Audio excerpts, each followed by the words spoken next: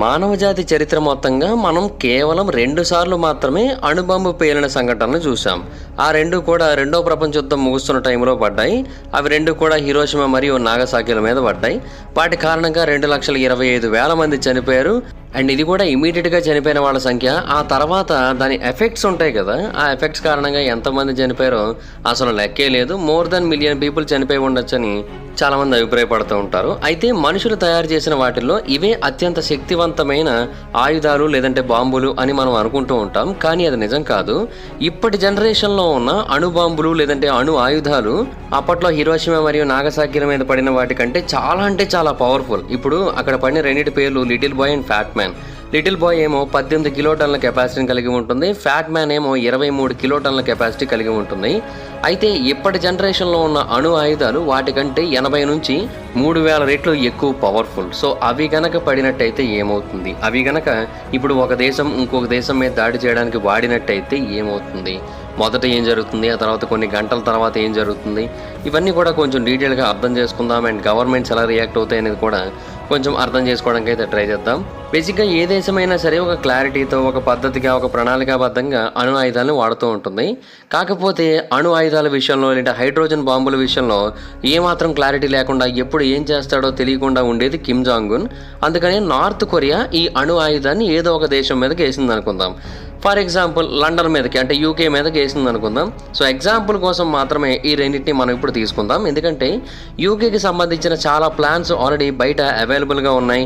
UK government response ఎలా ఉండబోతుంది అనేది కూడా బయట అవైలబుల్గా ఉంది.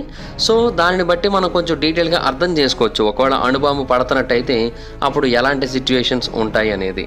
సో ఇప్పుడు ఫర్ ఎగ్జాంపుల్ నార్త్ కొరియా ఒక ఐసీబీఎంని అంటే ఇంటర్ కాంటినెంటల్ బ్యాలిస్టిక్ మిసైల్ని బయటికి రిలీజ్ చేసింది. అది డైరెక్ట్గా లండన్ మీద పడబోతోంది. కిమ్ జాంగ్ ఉన్ ఏమని తెలియజేశారంటే ఆ అణుబాంబు కనుక కిందకి పడినట్టయితే లండన్ మొత్తం నాశనం అయిపోతుందని తెలియజేశాడు. ఇప్పటి జనరేషన్లో ఉన్న అణుబాంబులు ఒక సెకండ్కి దాని యొక్క మ్యాక్సిమం స్పీడ్ని చేరుకున్నాక 4 మైళ్ళ వరకు ప్రయాణించగలుగుతూ ఉంటాయి. సెకండ్కి 4 మైళ్ళు అంటే చాలా వేగంగా ప్రయాణిస్తున్నట్టే. బట్ అయినప్పటికీ కూడా నార్త్ కొరియా నుంచి లండన్ చేరుకోవడానికి ఆ అణుబాంబుకి 40 నిమిషాల టైం అయితే పడుతుంది. హాయ్ ఫ్రెండ్స్, మీరు ఎప్పుడైనా సరే 5,000 రూపాయల ప్రోడక్ట్ 250 రూపాయలకి రావడానికి గమనించారా? లేదు కదా. కానీ అమెజాన్, ఫ్లిప్కార్ట్ లాంటి కంపెనీస్ ఏం చేస్తూ ఉంటాయంటే కొన్ని గోల్డెన్ హవర్స్ టైంలో మెగా డీల్స్ ఇస్తూ ఉంటాయి. ఆ డీల్స్ టైంలో ఒక్కొక్క ప్రోడక్ట్ మీద 90% నుంచి 95% వరకు డిస్కౌంట్ అయితే ఉంటుంది. అయితే ఈ డీల్స్ కోసం మీరు కాన్స్టెంట్గా ఆ యాప్స్ చెక్ చేస్తూ ఉండలేరు కదా. కానీ మీకోసం నేను వాటన్నిటిని కూడా కాన్స్టెంట్గా చెక్ చేస్తూ ఉంటాను. అండ్ దాంట్లో ఎప్పుడు ఏ డీల్ పెట్టినా కూడా ఇమీడియట్గా మీకు ఆ ప్రోడక్ట్ని అయితే షేర్ చేస్తాను. మీరు ఇమీడియట్గా ప్రోడక్ట్ని పర్చేస్ చేయొచ్చు దాని నుంచే. అండ్ అంతేకాదు కొన్ని ఎక్స్ట్రాడినరీ ప్రొడక్ట్స్ ఉంటాయి, వాటిని మీరు బయట ఎక్కడ కూడా చూడరు. వాటి గురించి కూడా నేను మీకు షేర్ చేస్తాను. మీరు సింపుల్గా చేయాల్సింది ఒకటే, కింద డిస్క్రిప్షన్లో మన టెలిగ్రామ్ ఛానల్ లింక్, మన వాట్సాప్ ఛానల్ లింక్, మన ఇన్స్టా బ్రాడ్కాస్ట్ ఛానల్ లింక్ ఉంటాయి. వీటిలో మీరు ఏ యాప్ ఎక్కువగా వాడతారో ఆ యాప్కి సంబంధించిన లింక్ మీద క్లిక్ చేసి ఆ యాప్లో ఉన్న మన ఛానల్ని ఫాలో అవ్వండి. దాంట్లో రెగ్యులర్గా చాలా ప్రొడక్ట్స్ అయితే మీకు అప్డేట్ అవుతూ ఉంటాయి. అండ్ ఆ ప్రొడక్ట్స్లో మీకు ఏది నచ్చినట్టయితే దాన్ని మీరు కొనుగోలు చేయొచ్చు వెంటనే. సో డిస్క్రిప్షన్లో లింక్స్ ఉన్నాయి, వెంటనే ఫాలో అవ్వండి. మేబీ 1-2 నిమిషాలు అటు ఇటు అవ్వచ్చు కూడా. సో లండన్ ఈ అణుబాంబు నుంచి తప్పించుకోవడానికి 40 నిమిషాల టైంని కలిగి ఉంది అనుకుంటే అది అబద్ధం. దానికి 40 నిమిషాల టైం ఉండదు. కాకపోతే కొన్ని ఎర్లీ వార్నింగ్ సిస్టమ్స్ ఉంటాయి. వాటి ద్వారా తెలుసుకునే అవకాశం ఉంటుంది ఒక అణుబాంబు వాళ్ళ మీదకి రాబోతోంది అని. విడ్బీ అనే ఒక టౌన్ ఉంటుంది యూకేలో. ఆ టౌన్కి వెళుతున్న దారిలో ఒక అద్భుతమైన కట్టడం కనిపిస్తూ ఉంటుంది. అది చూడడానికి ఏదో నార్మల్ బిల్డింగ్లా కనబడుతూ ఉంటుంది, ఒక ఏలియన్ స్ట్రక్చర్లా కనబడుతూ ఉంటుంది. బట్ నిజానికి అది ఏలియన్ స్ట్రక్చర్ కాదు, నార్మల్ బిల్డింగ్ అంతకంటే కాదు. దాని పేరు RAF ఫ్లయింగ్ డేల్స్. ఇదేంటో కాదు, యూకే గవర్నమెంట్ యొక్క టాప్ సీక్రెట్ మిలిటరీ బేస్. ఇక్కడి నుంచి అణు ఆయుధాలు ఏమైనా కనుక యూకే మీదకి వస్తున్నట్టయితే వాటిని గమనిస్తూ ఉంటారు. ఇన్ఫ్యాక్ట్ వాళ్ళ అఫీషియల్ మోటో కూడా విగిలామస్, అంటే అక్కడి భాష ప్రకారం వీఆర్ వాచింగ్ అని అర్థం అనమాట. ఇది యూకేలో ఉన్న మోస్ట్ పవర్ఫుల్ సీక్రెట్ బేసెస్లో ఒకటి. అయితే అది సీక్రెట్ బేస్ కదా, దాని గురించి మనకి ఎలా తెలిసిందంటే ఆల్రెడీ చాలాసార్లు చాలామంది దాని గురించి బయటకు రివీల్ చేసేయడం జరిగింది. దాంట్లో ballistic missile early warning system అని ఒక సిస్టమ్ ఉంది. ఈ సిస్టమ్ని 1960sలో అందులో నిర్మించారు. అది కూడా కోల్డ్ వార్ టైంలో యుఎస్ గవర్నమెంట్, యూకే గవర్నమెంట్ కలిసి దాన్ని ఆ ప్రాంతంలో నిర్మించారు.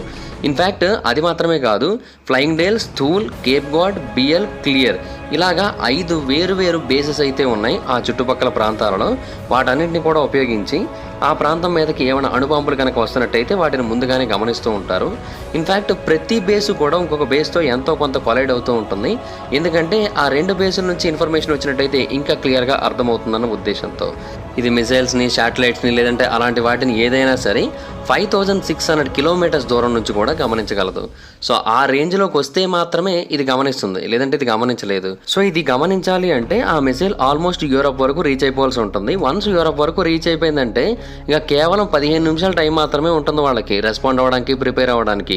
ఇంకా తర్వాత ప్రిపేర్ అవ్వడానికి ఏమీ ఉండదు. ఆ మిసైల్ డైరెక్ట్గా వాళ్ళ మీదకి అయితే లాంచ్ అయిపోతుంది. సో అది చాలా అంటే చాలా పెద్ద ప్రాబ్లం అవుతుంది. అయితే కేవలం యూకే మాత్రమే కాదు, నాటో అలైన్స్ చాలా ఉంటాయి కదా, అవి కూడా ఇలాంటి వార్నింగ్ టెక్నిక్స్ని అయితే కలిగి ఉంటాయి. అవి కూడా ఈ మిసైల్ ట్రాజెక్టరీని నోటీస్ చేస్తూ ఉంటాయి. బేసిక్గా మొట్టమొదటిగా నోటీస్ చేసే నాటో అలై నార్వేలో మాత్రమే ఇది మొట్టమొదటిగా కనబడుతుంది. నార్వేలో ఒక చిన్న ఐలాండ్ ఉంది. ఆ ఐలాండ్ పేరు వార్డో. దీంట్లో కూడా ఒక రాడార్ స్టేషన్ ఉంది. దాన్ని నిర్మించింది నార్వే వాళ్ళు అయినప్పటికీ కూడా యుఎస్ వాళ్ళు దాన్ని కబ్జా చేసి రష్యా మీద రెగ్యులర్గా ఫోకస్ చేస్తూ ఉంటారు. ఇది ఏషియా నుంచి వచ్చే మిసైల్ని కూడా గమనించగలుగుతూ ఉంటుంది. ఇది మాత్రమే కాదు, ఇంకొక మిసైల్ వార్నింగ్ సిస్టమ్ కూడా ఉంది. అది కూడా యూకేకి చాలా ఫాస్ట్గా ఇన్ఫర్మేషన్ ఇస్తుంది. అదే శాటిలైట్స్. బేసిక్గా యూకే యొక్క పైభాగంలో, భూమి యొక్క పైభాగంలో కొన్ని వందల యుఎస్ బేస్డ్ శాటిలైట్స్ ఉన్నాయి. అవన్నీ కూడా ఆ ఇంటర్ కాంటినెంటల్ బ్యాలిస్టిక్ మిసైల్ నుంచి వచ్చే హై హీట్ని చాలా ఇమీడియట్గా డిటెక్ట్ చేస్తాయి. అది లాంచ్ అయిన 30 సెకండ్లలోనే దాన్ని నోటీస్ చేస్తాయి. ఇమీడియట్గా యుఎస్ గవర్నమెంట్కి దీని గురించి తెలుస్తుంది. అండ్ యుఎస్ గవర్నమెంట్ యూకే గవర్నమెంట్కి ఇమీడియట్గా దీని గురించి ఇన్ఫర్మేషన్ ఇస్తుంది. సో బ్రిటిష్ గవర్నమెంట్కి అది లాంచ్ అయిన 2 మినిట్స్లోనే దీని గురించి తెలుసుకునే అవకాశం చాలా అంటే చాలా ఎక్కువగా ఉంటుంది. కాకపోతే శాటిలైట్స్ ద్వారా అవి లాంచ్ అయిన విషయాన్ని మాత్రమే మనం తెలుసుకోగలం తప్ప అది ఎగ్జాక్ట్గా ఎక్కడ పడబోతుంది, అది ఏ రూట్లో వస్తుంది, ఎంత వేగంతో వస్తుంది, ఇవన్నీ కూడా మనకు తెలియాలి అంటే దాని మీద హెవీ ట్రాకింగ్ అయితే చేయాల్సి ఉంటుంది. సో ఆ టైంలో వార్డోలో ఉన్నది కానీ లేదంటే వేరేవి కానీ చాలా బాగా ఉపయోగపడుతూ ఉంటాయి.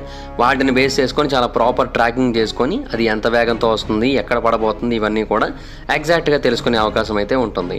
బట్ ఇవన్నీ చేసినప్పటికీ కూడా ఆ దేశంలో ఇంకొకటి ఉండాలి, అదే మిసైల్ డిఫెన్స్ సిస్టమ్. దాని గురించి ఈ వీడియోలో తర్వాత మాట్లాడుకుందాం. సో మొత్తం అన్ని రకాల సిస్టమ్స్ని మనం ఒకసారి క్యాలిక్యులేట్ చేసుకున్నట్టయితే మనకు ఒక 25 మినిట్స్ టైం అయితే ఉంటుంది బ్రిటన్ వాళ్ళు రియాక్ట్ అవ్వడానికి. వాళ్ళు ఇమీడియట్గా ఆ టైం లోపల రియాక్ట్ అవ్వాల్సి ఉంటుంది. ఆ మిసైల్ వాళ్ళ మీద పడకుండా, లేదంటే పడినప్పటికీ కూడా ప్రజలకు ఏమీ కాకుండా వాళ్ళు రియాక్ట్ అవ్వాల్సి ఉంటుంది. ఫస్ట్ ఆఫ్ ఆల్ గవర్నమెంట్ కానీ మిలిటరీ కానీ చేసే పని ఏంటంటే ప్రజలకు దీని గురించి తెలియజేసి వాళ్ళను వార్న్ చేయడం. బేసిక్గా కోల్డ్ వార్ జరుగుతున్న టైంలో 4 మినిట్ వార్నింగ్ అని ఒక వార్నింగ్ మెథడ్ని తీసుకొని వచ్చారు వాళ్ళు. అంటే ఏమైనా అణుబాంబులు వాటికి సంబంధించిన దాడులు కనుక జరిగినట్టయితే టెక్నాలజీని బేస్ చేసుకొని ప్రజలందరికీ కూడా దీని గురించి ఇన్ఫర్మేషన్ చేరవేయడం కోసం వాళ్ళు ఈ టెక్నాలజీని అయితే తీసుకొని వచ్చారు. అప్పట్లో గవర్నమెంట్ వాళ్ళు 10 to 15 మినిట్స్ టైం మాత్రమే ఉన్నప్పటికీ కూడా అందరికీ దీని గురించి తెలియజేసేయగలిగేది. దానికి వాళ్ళు ఉపయోగించే టెక్నిక్ పేరే వార్ టైమ్ బ్రాడ్కాస్టింగ్ సర్వీస్. బేసిక్గా ఈ సర్వీస్లో భాగంగా వాళ్ళు ఏం చేస్తారంటే టీవీ కానీ లేదంటే రేడియో కానీ ఏదైనా సరే దానిలోకి ఒక షార్ట్ మెసేజ్ని పంపిస్తారు. అన్ని రకాల రేడియో ట్రాన్స్మిషన్స్ ఆగిపోతాయి, ఈ మెసేజ్ మాత్రం వినబడుతుంది. అన్ని రకాల టీవీ ఛానల్స్ ఆగిపోతాయి, కేవలం ఈ మెసేజ్ మాత్రం వినబడుతుంది. ఒకవేళ వీడియో మెసేజ్ పెట్టినట్టయితే అది కనబడుతుంది కూడా. సో ఆల్మోస్ట్ అందరికీ చేరవేయడానికి ఈ వార్ టైమ్ బ్రాడ్కాస్టింగ్ సర్వీస్ని అయితే ఉపయోగించేవారు. బట్ 1990స్లో దీన్ని అయితే ఆపేశారు. బట్ ఇప్పటికీ కూడా ఇది చాలా అంటే చాలా ఈజీ మెథడ్. దీన్ని కనుక ఉపయోగించుకున్నట్టయితే చాలా బాగుంటుంది. బట్ ప్రతి సిటిజన్కి కూడా కేవలం కొన్ని నిమిషాల్లోనే గవర్నమెంట్ నుంచి ఈ ఇన్ఫర్మేషన్ వెళ్ళడం అనేది చాలా అంటే చాలా కష్టంతో కూడుకున్న పని. ప్రతి ఒక్కరి దగ్గర మొబైల్స్ ఉన్నాయి. మేబీ ఆ మొబైల్స్కి ఒక మెసేజ్ సెండ్ చేయొచ్చు యూకే గవర్నమెంట్. సో అలా చేయడం వల్ల మేబీ అందరికీ తెలియజే అవకాశం అయితే ఉంటుంది. బట్ అలా చేసినప్పటికీ కూడా అందరూ ఇమీడియట్గా ప్రాపర్గా రియాక్ట్ అవుతారని గ్యారంటీ ఉండదు.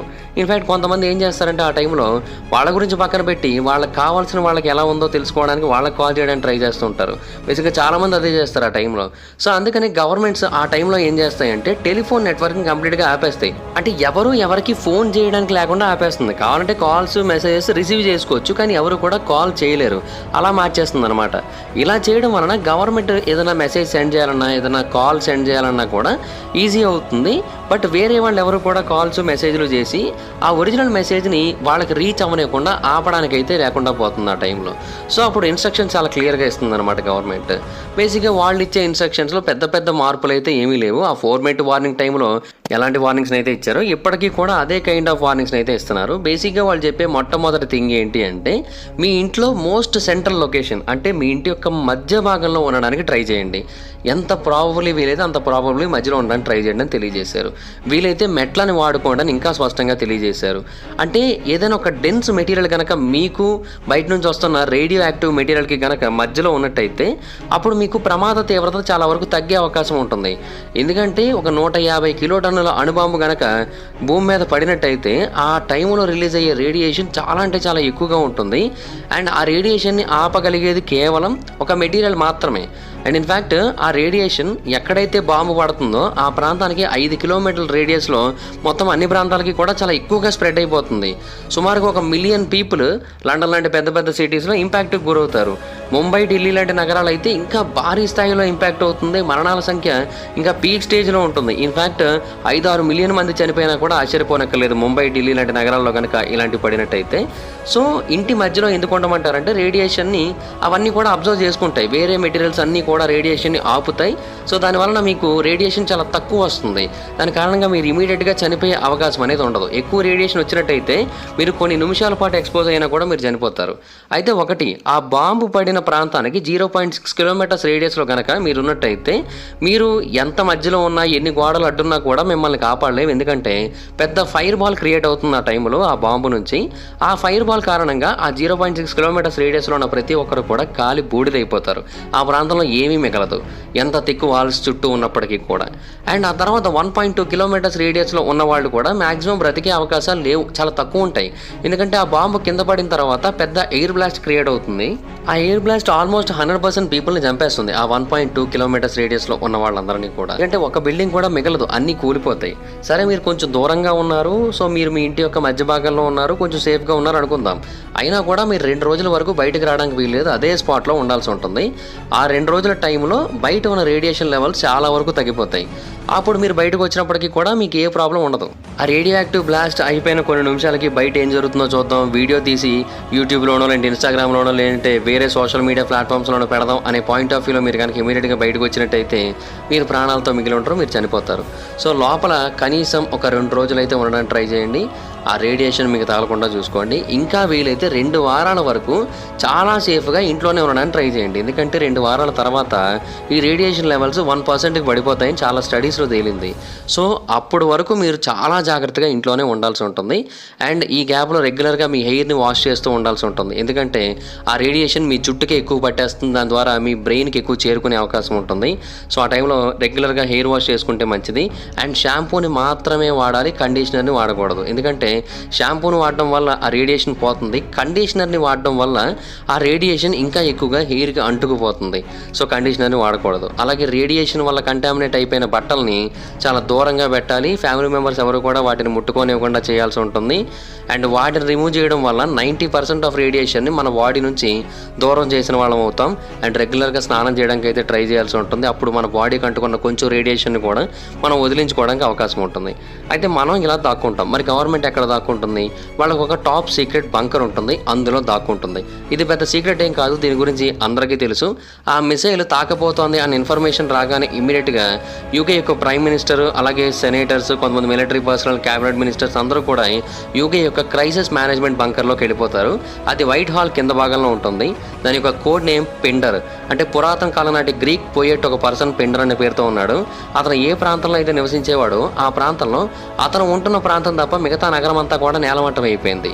సో అలాగా అతని పేరుని ఈ బంకర్కి అయితే పెట్టారు. ఈ పిండర్ ఒక భారీ అండర్ గ్రౌండ్ కాంప్లెక్స్, ఒక పెద్ద ఇల్లులా ఉంటుంది. దాంట్లో కొన్ని వందల మంది చాలా హ్యాపీగా ఉండొచ్చు.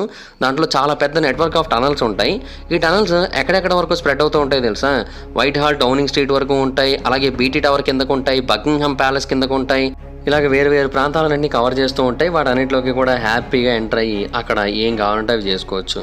అండ్ ఇన్ఫ్యాక్ట్ లోపలే అన్ని రకాల యాక్సెస్లు కూడా ఉంటాయి. ప్రైమ్ మినిస్టర్ అక్కడ నుంచే రిటాలియేషన్ కూడా చేయొచ్చు. అంటే ట్రైడెంట్ న్యూక్లియర్ సబ్మెరైన్ కంట్రోల్ వాళ్ళని కాంటాక్ట్ అయ్యి నార్త్ కొరియా మీదకి అణుబాంబు వేయండి అని చెప్పొచ్చు. బట్ లోపల ఉన్న అఫీషియల్స్కి బయట రేడియేషన్ తగ్గిపోయిందా, కంప్లీట్గా సేఫా కాదా అనే విషయం ఎలా తెలుస్తుందంటే రేడియోని వినడం ద్వారానే. ఈవెన్ వాళ్ళు కూడా రేడియోనే వింటారు. 2023లో కూడా ఇలాంటి సిచ్యువేషన్ రిపీట్ అయినట్టయితే వాళ్ళు అలాగే చేయాలి. అక్కడ గవర్నమెంట్ యొక్క అఫీషియల్ ప్రోటోకాల్ అదే. వాళ్ళందరూ లోపలికి వెళ్ళిపోయిన తర్వాత వాళ్ళు BBC వాళ్ళ యొక్క రేడియో రేడియో 4ని వింటారు. బేసిక్‌గా ఇది వాళ్ళకి చాలా అంటే చాలా ఇంపార్టెంట్. అందులో టుడేస్ ప్రోగ్రామ్ అని ఒకటి వస్తుంది, అది ప్రతిరోజు కూడా. అండ్ అది వరుసగా 3 రోజుల పాటు వాళ్ళు వినడం జరుగుతుంది. అందులో అణుబాంబుకి సంబంధించిన ఇన్ఫర్మేషన్ రెగ్యులర్‌గా ఇస్తారు. ఇన్‌ఫ్యాక్ట్ వాళ్ళకు కూడా ఒక సీక్రెట్ బేస్ ఉంది. అంటే ఒకవేళ భూమి మీద ఉన్న బీబీసీ అన్ని రకాల నెట్వర్క్స్ కూడా డ్యామేజ్ అయిపోయినా వాళ్ళు ఆ సీక్రెట్ ప్రాంతానికి వెళ్ళి వాళ్ళు అక్కడ ఉన్న అండర్ గ్రౌండ్ బంకర్ ద్వారా కూడా ఆ రేడియో సర్వీస్ని కంటిన్యూ చేస్తారు. అది నార్టన్లో ఉంటుంది. అది చాలా అంటే చాలా సేఫ్. ఒకవేళ ఆ బ్రాడ్కాస్టింగ్ కూడా ఆగిపోయినట్టయితే అప్పుడు బ్రిటిష్ ప్రాంతం అంతా కూడా పూర్తిగా అంతరించిపోయినట్టు కింద ఉన్న వాళ్ళందరూ కూడా ఎక్స్పెక్ట్ చేయొచ్చు. ఒకవేళ లండన్ మీద ప్రస్తుతం అణుబాంబు కనుక పడినట్టయితే 5 లక్షల కంటే ఎక్కువ మంది చనిపోయే అవకాశం చాలా స్పష్టంగా కనబడుతుందని అయితే చాలామంది తెలియజేశారు. అయితే ఒక అణుబాంబు పడితేనే అలాంటి సిచ్యువేషన్ వస్తుందంటే ఒకవేళ ఒక 10 అణుబాంబులు కనుక పడినట్టయితే ఏంటి పరిస్థితి? అండ్ అంతేకాకుండా సిస్టమ్స్ని చాలా ప్రాపర్గా పెట్టుకున్నారు. బట్ ఒకవేళ అవి వర్కౌట్ అవ్వకపోయినట్టయితే ఏంటి పరిస్థితి? అదే ఒకవేళ ఆ మిసైల్ అసలు వాళ్ళ మీద పడకుండా కనుక చేసుకున్నట్టయితే అది ఇంకా బెటర్ కదా. దీనికి కూడా ఒక సిస్టమ్ ఉంది, అదే missile defence system. US and NATO వాళ్ళ యొక్క కాంప్రహెన్సివ్ నెట్వర్క్ సిస్టమే ఉంది. దీనికి చాలా దేశాల్లో ఉంది. ఆ నెట్వర్క్ ఏషియాని, యూరోప్ని, నార్త్ అమెరికాని పూర్తిగా కవర్ చేస్తూ ఉంటుంది. సో ఆ ప్రాంతంలో మిసైల్స్ ఏ వచ్చినప్పటికీ కూడా వాటిని ఆపచ్చు. వాటిని తయారు చేసింది డిఫెన్స్ కాంట్రాక్టర్ సంస్థ అయిన రేథియాన్ అనే సంస్థ. ప్రజెంట్ వర్కింగ్లో ఉన్న మిసైల్ డిఫెన్స్ సిస్టమ్స్ అన్నీ కూడా ఆల్మోస్ట్ ఒకే రకంగా పనిచేస్తూ ఉంటాయి. మొదట శాటిలైట్స్ ఆ లాంచ్ని గమనిస్తాయి. ఆ తర్వాత వేరే కమాండ్ సెంటర్స్ అండ్ కంట్రోల్ నెట్వర్క్స్కి ఇన్ఫర్మేషన్ అందిస్తుంది. అది యూరోప్ అండ్ అమెరికాలో ఉన్న అన్ని ప్రాంతాలకు అందిస్తుంది. ఆ టైంలో దగ్గరలో ఉన్న రాడార్ దాన్ని పూర్తిగా ట్రాక్ చేస్తుంది. అది ఎలా వస్తుంది, అది ఏ స్పీడ్తో వస్తుంది, ఇవన్నీ కూడా ట్రాక్ చేస్తుంది. ఇమీడియట్గా ఇన్ఫర్మేషన్ మొత్తాన్ని కూడా అన్ని మిలిటరీ బేసెస్కి కూడా షేర్ చేస్తారు. అండ్ ఆ ప్రాంతాల్లోనే మిసైల్ డిఫెన్స్ సిస్టమ్స్ అయితే ఉంటాయి. వాటిని నేరుగా ఈ మిసైల్ మీదకు వదులుతారు. అండ్ ఆ టైంలో 1 లేదా 2 మిసైల్స్ని మీదకు వస్తున్న ఈ అణుబాంబు మీదకు వదలడం జరుగుతుంది. ఎగ్జాక్ట్ ప్రెసిషన్తో వదులుతారు. అంటే చాలా టెక్నాలజీని ఉపయోగిస్తారు, చాలా మ్యాథమెటిక్స్ని ఉపయోగిస్తారు. ఎగ్జాక్ట్గా ఆ అణుబాంబు ఏ డైరెక్షన్లో అయితే వస్తుందో దానికి ఆపోజిట్ డైరెక్షన్లో వెళ్ళి, అది కూడా సెకండ్కి 4 మైళ్ళ వేగంతో వస్తుంది. అది దానికి సమానమైన వేగంతో వెళ్ళినట్టయితేనే దాన్ని ఢీకొట్టగలదు అండ్ భూమి మీద పడకుండా ఆపగలదు. సో వాటన్నింటినీ కూడా ప్లాన్ చేసుకొని దాన్ని ఎగ్జాక్ట్గా దాని మీదకైతే పంపుతారు. అది వెళ్ళి ఆ అణుబాంబుని అయితే తాకుతుంది. ఇమీడియట్గా అదైతే బ్లాస్ట్ అయిపోతుంది. దాని కారణంగా మనుషులకి పెద్దగా ప్రమాదం ఉండదు. ఆకాశంలో జరిగినప్పటికీ కొంత ప్రాబ్లం అయితే ఉంటుంది. రేడియేషన్ భూమి మీదకి వస్తుంది, బట్ పెద్ద ప్రాబ్లం అయితే ఉండదు. అయితే ఈ యాంటీ మిసైల్ డిఫెన్స్ సిస్టమ్స్ అన్నీ కూడా ఫుల్ ప్రూఫ్ అని చెప్పలేం. అంటే ఇవన్నీ కూడా ఎగ్జాక్ట్గా ప్రాపర్గా పనిచేస్తాయని చెప్పలేం. ప్రతిసారి కూడా ఇవి కాపాడగలుగుతాయని గ్యారంటీ ఇవ్వలేం. ఇన్ఫ్యాక్ట్ మీకు కూడా తెలుసా, మిసైల్స్ని ఆపడం కోసం మిసైల్ డిఫెన్స్ సిస్టమ్ తీసుకొని వచ్చారు. వీటిని యాంటీ మిసైల్ డిఫెన్స్ సిస్టమ్ అని కూడా అంటుంటారు. అయితే కొన్ని దేశాలు ఈ యాంటీ మిసైల్ డిఫెన్స్ సిస్టమ్కి మళ్ళీ ఆపోజిట్ సిస్టమ్స్ని రూపొందించాయి. ముఖ్యంగా రష్యా అండ్ చైనా లాంటి కొన్ని ఫారెన్ పవర్స్ అయితే చాలా అంటే చాలా క్లియర్గా ఈ టెక్నాలజీని డెవలప్ చేసుకొని ఉన్నాయి. సో వాటిని ఎవ్వరు కూడా ఆపలేరు. అంటే వీళ్ళు బేసిక్గా 1 లేదంటే 2 మిసైల్స్ని పైకి పంపిస్తారు ఆ అణుబాంబును ఆపడం కోసం. బట్ ప్రాబ్లం ఏంటంటే వాళ్ళు పెనట్రేషన్ ఎయిడ్స్ని ఉపయోగించి వీళ్ళ ఐడియాస్ని ఫెయిల్ చేస్తారు. అంటే వాళ్ళు ఏం చేస్తారంటే అసలైన అణుబాంబు ఉంటుంది కదా, దాని చుట్టుపక్కల ప్రాంతంలో ఒక 7-8 నార్మల్ మిసైల్స్ని కూడా వదులుతారు. సో ఏది ఎగ్జాక్ట్గా అణుబాంబు అనేది పూర్తిగా అర్థం కావడానికి ఎక్కువ టైం పడుతుంది. అండ్ దేని బ్లాస్ట్ చేయాలో కన్ఫర్మ్ చేసుకోవడానికి కూడా టైం పడుతుంది. సో ఈ గ్యాప్లో అణుబాంబు పడిపోయే అవకాశం ఉంటుంది. ఒకవేళ పొరపాటున మెయిన్ దాన్ని కాకుండా సైడ్న ఉన్న డమ్మీ మిసైల్స్ కనుక బ్లాస్ట్ చేసినట్టయితే మెయిన్ వెళ్ళి నగరం మీద పడిపోతుంది. కొన్నిసార్లు ఏం చేస్తారంటే మల్టిపుల్ ఎక్స్ప్లోజివ్ పేలోడ్స్, వీటిని MIRV అని పిలుస్తూ ఉంటారు. ఇలాంటి వాటిని కూడా ఒక సింగిల్ మిసైల్లో పెట్టి పంపిస్తూ ఉంటారు. అప్పుడు ఈ యాంటీ మిసైల్ డిఫెన్స్ సిస్టమ్ ఒకదాన్ని కొట్టినా కూడా మిగతావన్నీ కూడా చాలా హ్యాపీగా మళ్ళీ భూమి మీద ల్యాండ్ అయిపోతాయి. భూమి మీద ఉన్న మనుషులందరినీ కూడా చంపేస్తూ ఉంటాయి. సో అందువలన వీటిని కూడా ఎగ్జాక్ట్గా క్యాలిక్యులేట్ చేసుకొని వీటిని మనం పూర్తి స్థాయిలో నమ్మడానికి అయితే లేదు.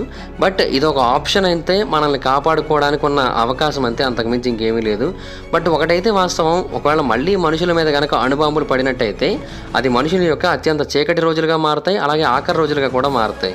ఎందుకంటే ఆ తర్వాత మనుషులు మిగలకపోవచ్చు. మళ్ళీ అణుయుద్ధం కనుక వచ్చిందంటే ఈసారి మనుషులు ఎవరు ప్రాణాలతో ఉండరు. ఇంకా అదైతే మాత్రం చాలా క్లియర్గా చెప్పొచ్చు. అలాంటి రోజు రాకూడదని కోరుకుందాం. So that's it guys, this is the video కనుక మీకు నచ్చినట్టయితే లైక్ చేయండి, వీడియో షేర్ చేయండి. ఇప్పుడో కారణం మన ఛానల్ సబ్స్క్రైబ్ చేసుకోకపోతే ఇప్పుడే సబ్స్క్రైబ్ చేసుకోండి. పక్కన బెల్ ఐకాన్ ఆల్లో పెట్టుకోండి. నా ఫర్దర్స్ మిస్ అవ్వకుండా చూడొచ్చు. చాలా మంది చూస్తున్నారు కానీ సబ్స్క్రైబ్ చేసుకోవట్లేదు. So please try to subscribe and click the bell icon also. నా ఇన్స్టాగ్రామ్ ఐడి జబర్దస్త్ మైదర్, ఎక్కడ కూడా వచ్చినట్టు ఫాలో అవ్వచ్చు. Thank you so much guys. బాబా, meet next video. Bye. Hi friends, మీరు ఎప్పుడైనా సరే 5,000 రూపాయల ప్రోడక్ట్ 250 రూపాయలకి రావడానికి గమనించారా? లేదు కదా. కానీ అమెజాన్, ఫ్లిప్కార్ట్ లాంటి కంపెనీస్ ఏం చేస్తూ ఉంటాయంటే కొన్ని గోల్డెన్ హవర్స్ టైంలో మెగా డీల్స్ ఇస్తూ ఉంటాయి. ఆ డీల్స్ టైంలో ఒక్కొక్క ప్రోడక్ట్ మీద 90% నుంచి 95% వరకు డిస్కౌంట్ అయితే ఉంటుంది. అయితే ఈ డీల్స్ కోసం మీరు కాన్స్టెంట్గా ఆ యాప్స్ చెక్ చేస్తూ ఉండలేరు కదా. కానీ మీకోసం నేను వాటన్నిటిని కూడా కాన్స్టెంట్గా చెక్ చేస్తూ ఉంటాను. అండ్ దాంట్లో ఎప్పుడు ఏ డీల్ పెట్టినా కూడా ఇమీడియట్‌గా మీకు ఆ ప్రొడక్ట్‌ని అయితే షేర్ చేస్తాను. మీరు ఇమీడియట్‌గా ఆ ప్రొడక్ట్‌ని పర్చేజ్ చేయొచ్చు దాని నుంచే. అండ్ అంతేకాదు కొన్ని ఎక్స్ట్రార్డినరీ ప్రొడక్ట్స్ ఉంటాయి. వాటిని మీరు బయట ఎక్కడ కూడా చూడరు. వాటి గురించి కూడా నేను మీకు షేర్ చేస్తాను. మీరు సింపుల్‌గా చేయాల్సింది ఒకటే, కింద డిస్క్రిప్షన్‌లో మన టెలిగ్రామ్ ఛానల్ లింక్, మన వాట్సాప్ ఛానల్ లింక్, మన ఇన్‌స్టా బ్రాడ్‌కాస్ట్ ఛానల్ లింక్ ఉంటాయి. వీటిలో మీరు ఏ యాప్ ఎక్కువగా వాడతారో ఆ యాప్‌కి సంబంధించిన లింక్ మీద క్లిక్ చేసి, ఆ యాప్‌లో ఉన్న మన ఛానల్‌ని ఫాలో అవ్వండి. దాంట్లో రెగ్యులర్‌గా చాలా ప్రొడక్ట్స్ అయితే మీకు అప్డేట్ అవుతూ ఉంటాయి. అండ్ ఆ ప్రొడక్ట్స్‌లో మీకు ఏది నచ్చినట్టయితే దాన్ని మీరు కొనుగోలు చేయొచ్చు వెంటనే. సో, డిస్క్రిప్షన్‌లో లింక్స్ ఉన్నాయి. వెంటనే ఫాలో అవ్వండి.